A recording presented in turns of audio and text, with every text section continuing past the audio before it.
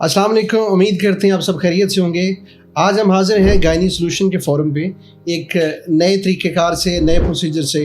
हम यहाँ पे कुछ क्वेश्चन आंसर का सेशन जो स्टार्ट करेंगे। इस चैनल की जो रूह रवां हैं डॉक्टर नाइला जबीन, वो हमारे साथ मौजूद हैं, उनसे हम बात करेंगे। हम पर्टिकुलरली IVF से रिलेटेड कुछ बेसिक क्वेरीज़ हैं जो लोग जब IVF प्लान करते हैं। देखें, IVF जो एक मेरिकल है, एक तिब्बी मोज़ा है, और इसके बारे में बहुत सारे लोग प्लान करते हैं। जब तो प्लान करने के साथ साथ उनकी कुछ बेसिक क्वेरीज़ होती हैं।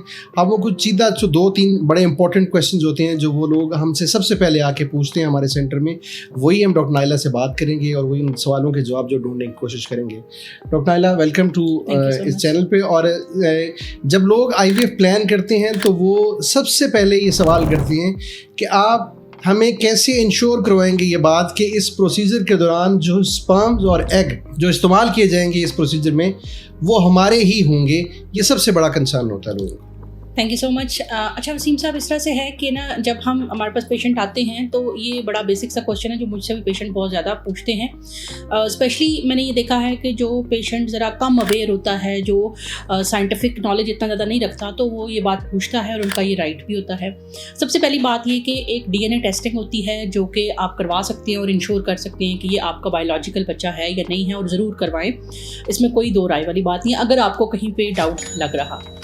दूसरी बात ये कि ये आपका ही अंडा है और ये आपका ही स्पर्म है। इसकी वजह ये है कि हमारे पास अगर अंडे स्पर्म इतने फ्री में पड़े हुए हों और हम उसको खुदा न खास्ता मिसयूज़ करें तो हमारे सेंटर से कोई भी बेऔलाद ना जाए। हमारे पास जो बड़ी एज के साथ IVF पे लोग जाते हैं, कई दफ़ा उनके अंडे नहीं मिलते, अंडों की क्वालिटी ठीक नहीं होती, तो वो बेचारे अनसक्सेसफुल हो जाते हैं। और कई ऐसे भी पेशेंट्स आते हैं जिनके के स्पर्म्स मौजूद नहीं होते और वो पैटर्नल ख्वाहिश के होते हैं, तो हम उनको कहते हैं कि आप साइप्रस, इंडिया या कहीं और से जाके स्पर्म डोनेशन करवा लें। हमारे पास ये सहूलत मुयस्सर नहीं है। तीसरी इंपॉर्टेंट बात ये कि जब हम डोनर की बात करते हैं तो डोनर भी प्रॉपर एक मैचिंग होती है। इस तरह से नहीं होता कि किसी का अंडा उठा के किसी में रखते हैं, आपको ब्लड ग्रुप और बहुत सारे और बेसिक पैरामीटर्स होते हैं जो आपको मैच करने पड़ते हैं। जैसे हर किसी का गुर्दा किसी दूसरे गुर्दे में फिट नहीं आता, इसी तरह से उससे पहले प्रॉपर टाइपिंग करनी पड़ती है। इस तरह से नहीं होता कि कैमरे पड़ा हुआ और हम उठा के उसको ABC किसी के भी यूट्रस में रख देंगे तो वो आगे से वो होना शुरू हो जाएगा। बहुत सारे लेवल के ऊपर प्रॉब्लम्स हो सकती हैं, तो हम डोनर लेते हुए भी अपनी बहुत सारी टेस्टिंग मैचिंग करते हैं ताकि वो डोनेट कर सकें। Egg donor sperm donation Pakistan में कहीं पे भी नहीं होती है, और जो है वो एम्ब्रियो डोनेशन का तो सवाल ही पैदा नहीं होता। अगर ये चीज़ें होती हों तो हमारे सेंटर का रिजल्ट हम कभी भी 40% क्लेम ना करें, हम कहें 100%। जिसका अंडा नहीं उसको अंडा दे दें, जिसका स्पर्म नहीं उसको स्पर्म दे दें, जिसका कुछ भी नहीं उसको एम्ब्रियो दे दें। अगर यूट्रस भी नहीं है तो किसी का एम्ब्रियो किसी की यूट्रस में रख के प्रेगनेंसी कर दें, तो ऐसा बिल्कुल सवाल पैदा नहीं होता। बल्कि रिसेंटली मेरे पास एक पेशेंट आया, आपको बड़े मज़े की बात बताती हूँ। पेशेंट आया, उसने कहा जी मेरी बहन दुबई होती हैं, वो IVF करवाना चाहती हैं लेकिन उनके हस्बैंड के स्पर्म 0 हैं, आप हमारी मदद करेंगी? मैंने कहा नहीं जी, ऐसा नहीं हो सकता कि स्पर्म 0 और हम आपकी मदद कर सकें। आप साइप्रस चले जाएँ, आप इंडिया चले जाएँ, कुछ और जगह हैं जहाँ से आप ये करवा सकते हैं। उसके बाद वो पेशेंट दोबारा मेरे पास आया, तो मैंने उनको दोबारा बड़ी डिटेल में फिर उनको मैंने समझाया कि हम क्यों नहीं कर सकते, हमारे पर क्या लिटिगेशंस हैं कि हम ये नहीं कर सकते। थर्ड टाइम पेशेंट फिर अपनी सिस्टर को साथ लेके आ गया, तो मैं थोड़ा सा अनॉयड हुई कि इतनी चीज़ एक ही बात समझाने का तो टाइम नहीं होता ना कि आप उसी के ऊपर अपनी एनर्जी लगाते जाएं। तो जैसे ही वो आके बैठे तो मैंने उनसे कहा, मैंने कहा जी मैं आपकी मदद नहीं कर सकती, हमने आपको पहले बता दिया था कि ये चीज़ हमारे लिए पॉसिबल नहीं है। तो फिर उन्होंने कहा कि जी डॉक्टर साहब आप गुस्सा ना करें, इनके हस्बैंड के स्पर्म्स मौजूद हैं। हम तो ये बात सिर्फ इसलिए कर रहे थे कि कहीं खुदा ना खास्ता, मुझे बड़ा अफसोस भी हुआ उस पर, और फिर मैंने सोचा कि नहीं, वो they are right at their place. आप अगर IVF पे जाते हैं तो आप अपने बच्चे की इंश्योरिटी DNA टेस्टिंग, ये वही कहेगा जो इस बात का इंश्योर होगा। हमारे ऊपर प्रॉपर लेबलिंग होती है हर चीज़ की, और हम इस चीज़ को मेक श्योर करते हैं बिकॉज हमारे लिए इस प्रोसेस के ऊपर लोग ट्रस्ट कर रहे होते हैं। और आप यकीन करें, अगर अंडे और स्पर्म किसी और के यूज़ किए जा सकते हो ना, तो हम आपको कभी भी ना करें 30-40%, हम कहें 100% आएँ, हम करेंगे और हम आपको बच्चा देंगे। ये 30-40 वाली बात है, ये बायोलॉजिकल है। इंडियंस जो कि डोनर है, को डोनर स्पर्म के साथ काम करें, वो 80-90% क्लेम करते हैं क्योंकि दे आर अलाउड, वो कर रहे हैं इस चीज़ को, और हम इस चीज़ के लिए अलाउड नहीं हैं टिल डेट। तो जब तक हमें इसके ऊपर एक consensual Islamic point of view से, स्कॉलर्स के से वो नहीं मिलती, तो हम इसको नहीं करेंगे, और जब नहीं करें तो फिर नहीं कर रहे। डॉक्टर नाइला, इसी से रिलेटेड 2 सवाल और हैं। देखिए, आप उन गिने चुने लोगों में से हैं जिनको अल्लाह पाक ने इस महारत से, इस हुनर से नवाजा है कि आप इतनी थाउजेंड्स ऑफ गायनेकोलॉजिस्ट जो यहाँ पे शहर के अंदर में होंगी, उनमें से जो IVF की पर्टिकुलरली IVF की स्पेशलिस्ट जो हैं वो सिर्फ चंद लोग हैं और आप उनमें से हैं। आप इन लोगों की जो बेऔलाद लोग जो हैं उनकी ज़िंदगियों में एक चिराग की मानद हैं।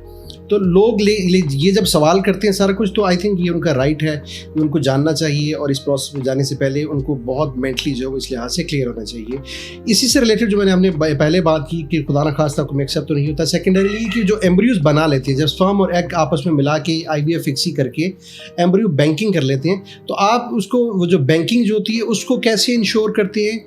और सेकेंडरीली उसके साथ आप ये भी आंसर कर दीजिएगा कि वो एम्ब्रियोज जो है वो कितना अरसे के लिए जो है उनको फ्रीज किया जा सकता है। अच्छा, इसमें ये है कि देखिए, जब हमारे पास कोई पेशेंट आता है ना, तो उसकी एक सिंगल लेबलिंग के ऊपर हम काम नहीं करते। हमारे पास हम नेम के ऊपर कभी भी रिलाई नहीं करते। जब हमारे पास पेशेंट आता है तो फर्स्ट नेम मिसेस का होता है, सेकंड नेम हस्बैंड का होता है, जो कि अक्सर ही मैच हो जाता है।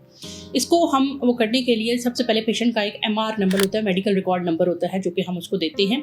जो वो फर्स्ट पेशेंट हमारे पास रिपोर्ट होता है और वो टिल डेट जब तक वो हमारे पास इलाज करा रहा होता है, प्रोसीजर करा होता है, उसका MR नंबर फिक्स होता है, कंप्यूटर जनरेटेड होता है। दूसरी दफ़ा जब पेशेंट हमारे पास बुक हो जाता है और उसके हमें अंडे मिल जाते हैं और वो लैब में उसका प्रोसेस शुरू होता है, तो फिर हम उनको एक लैब नंबर देते हैं, जो कि पर्टिकुलर एक नंबर एक पेशेंट को ही दिया जाता है। हर साल में कुछ नंबर्स, जितने पेशेंट्स होते हैं उनके हिसाब से कुछ नंबर डिज़ाइन किए जाते हैं और वो पर्टिकुलरली उस ईयर का पर्टिकुलर नंबर उस ईयर के कोड के साथ जो है वो उस पेशेंट को दिया जाता है।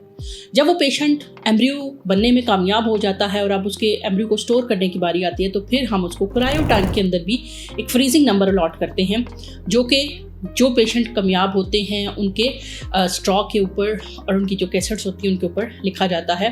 पहली बात तो ये है कि ये एक 3 to 4 टाइम्स आइडेंटिफिकेशन, यानी आपके नेम के साथ, आपके MR नंबर के साथ, लैब नंबर और फ्रीजिंग नंबर के साथ हम जब भी कोई एम्ब्रियो थ्रो करते हैं तो 3 से 4 लोग इन 3 से 4 चीज़ों को विटनेस करते हैं ताकि गलती की गुंजाइश ना रहे। दूसरी इंपॉर्टेंट चीज़ ये कि जब हम आपके क्रायो टैंक के अंदर एम्ब्रियो को स्टोर करते हैं तो एम्ब्रियो ऐसे रॉली नहीं वहाँ पे फिर रहे होते।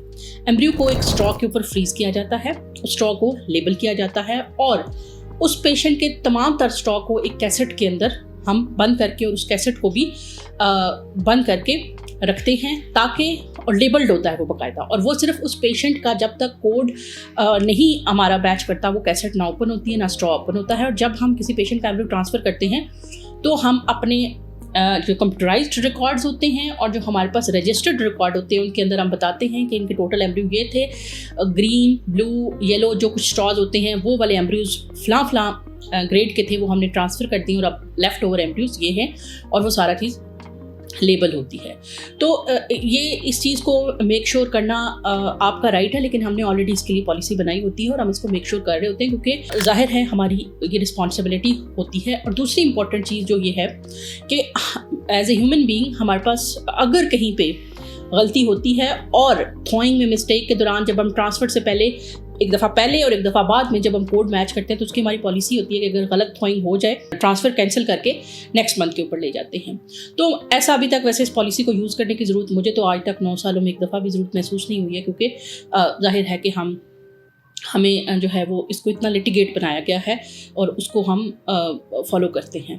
तो लिहाजा अगर आप IVF के ऊपर जा रहे हैं तो आप को इन छोटी छोटी चीज़ों से बाहर निकलना होगा, आपको ब्रॉड सोचना होगा, क्योंकि साइंस के हम मोहताज हैं, हमारी साइंस मोहताज नहीं है। हमें साइंटिफिक वे के ऊपर जाने के लिए हमने जब पहला पाकिस्तान में जो है वो IVF की टेक्निक आई थी तो हम सिर्फ 2 to 3% क्लेम करते थे, लोगों ने ट्रस्ट किया, इसके ऊपर करते रहे। आज हम क्लेम करते हैं 40 to 50%। इंशाल्लाह टाइम आएगा जब थिंग्स इम्प्रूव हो जाएंगी, लेकिन अब अवेयरनेस का बहुत बड़ा लेवल है। डॉक्टर साहब, मैंने जब ये चैनल बनाया था तो मुझे आज भी याद है, मेरे लिए चैनल बनाना और वो करना एक डॉक्टर के लिए बहुत मुश्किल होता है। मेरे पास टाइम नहीं होता वीडियोस देने का, और कई दफ़ा ऐसा होता है कि मैं सोचती हूँ कि बस अब इसके बाद नहीं, क्योंकि मेरा source of income YouTube channel नहीं है, मैंने इसको एक सदका जारिया के तौर पर रखा हुआ है। लेकिन आप यकीन करें, जब मैं इंडियंस को सुनती थी मैं कहती थी कि वो लोग अगर इस पे लिए टाइम निकाल सकते हैं, इस पे बोल सकते हैं, तो वाई नॉट अस। हमारे यहाँ IVF को इन्होंने ऐसे छुपा के रखा हुआ था जैसे वो मिक्स क्रीमों का फार्मूला नहीं होता कि जी बाल लंबे करने का, ये रंग गोरा करने वाली क्रीम है। पेशेंट को कुछ पता नहीं होता था, आ रहे हैं IVF कराया, कितने अंडे निकले, उनके साथ क्या हुआ, कुछ पता नहीं। I started to speak in this topic, मैंने लोगों को बताया और अल्हम्दुलिल्लाह शायद मेरी नीयत अच्छी थी, अल्लाह ताला की ज़ात ने इसको बहुत वो किया। और आज एक पाकिस्तानी पेशेंट, चाहे दुबई के अंदर, चाहे यूके के अंदर, चाहे ऑस्ट्रेलिया के अंदर, चाहे पाकिस्तान के किसी भी शहर में अपना IVF करा रहा होता है, वो मुझे सुनता है और उसको इनसे मदद मिलती है। और ये अल्लाह ताला की मेरे ऊपर ब्लेसिंग है कि अल्लाह ताला ने इस काम के लिए मुझे चुना और मैंने बड़ी ज़िम्मेदारी के साथ इस काम को निभाया और जब तक हिम्मत है इंशाल्लाह निभाती रहूँ। Thank you very much. ये इंशाल्लाह अल्लाह करे जी आपका ये सिलसिला जो है इसी तरह जारी रहे। आपकी जो इन्फॉर्मेटिव वीडियोस हैं वो इसी तरह इस चैनल की तवस्सुत से जो आती रहेंगी।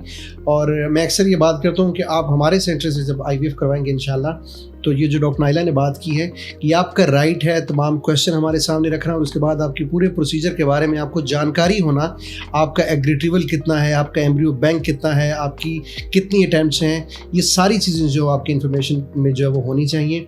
हम ये जो क्वेश्चन आंसर का जो हमने सिलसिलाकार शुरू किया है ये भी हम जारी रखेंगे और जो इन्फॉर्मेटिव वीडियोज़ है डॉक्टर नाइला की वो भी उसी तरह आपके पास जो वो आती रहेंगी।